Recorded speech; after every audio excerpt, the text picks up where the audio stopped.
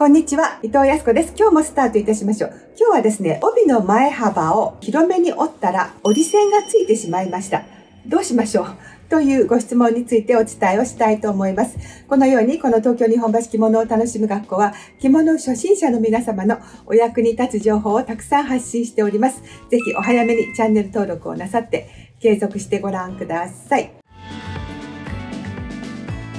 私は今、8寸の名古屋帯ですね。8寸とか袋帯の場合ですね、背が高い方などは、帯の前幅を広くして付けをしますという方が多いと思うんですね。ですから、帯を巻くときに、この上下の幅を広くして、ここを長めに見せるんです。そうすると、背が高い方というのは、帯の部分が狭いのではなくて少し広めになりますので、バランスがいいので、そのようにして締めていますという方が結構いらっしゃると思います。こういう方の中でですね、前幅を広くすると、そこの部分に折り線がついてしまいます。で、それが困りますとおっしゃる方がいらっしゃいますので、その問題についてお伝えをしたいと思います。帯のですね、材質によって折り線がつきやすい帯とつきにくい帯がありますので、すべての帯が折り線がついてしまうわけではないと思うんですね。ですから、また同じように折り線があんまり目立たなくて締めることができる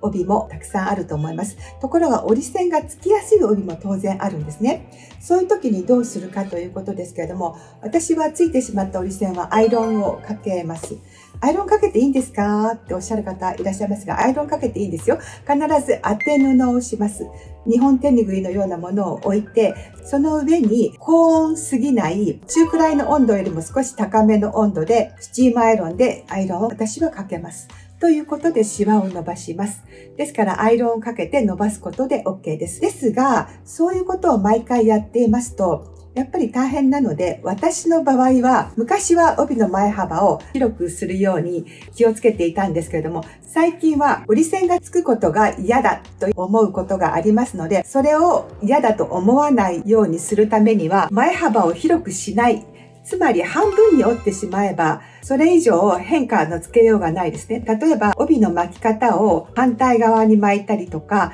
それから裏を使って締めるような場合に、折り線にシワがあることが邪魔をしたりするんですけれども、そういうふうなことも、前の帯を真半分に折っていますと問題がないですね。問題がないので、私は今は帯は真半分にしか折りません。ですからアイロンをかける必要もありません。でもシワになったものはアイロンをかけます。それからですね、背が高い方の帯幅とか、それからお太鼓の長さというのは、帯を仕立てる段階で、その方の身長ですとかウエストを考慮して、帯というのは仕立てるんですね。大体そのように仕立てます。ですから、背が高い方に関しては、帯の前幅が背が低い方よりも広く仕立て上がっているはずなんです。帯屋さんがそのように仕立ててくれます。9寸の幅を8寸にするわけなんですけれども、8寸の帯というのは中に芯も入れていませんので、それ以上変化のつけようがないんですけれども、9寸の帯などは9寸のものを8寸にして縫い込んで仕立てていますので、その時に最大限の幅で仕立ててくれています。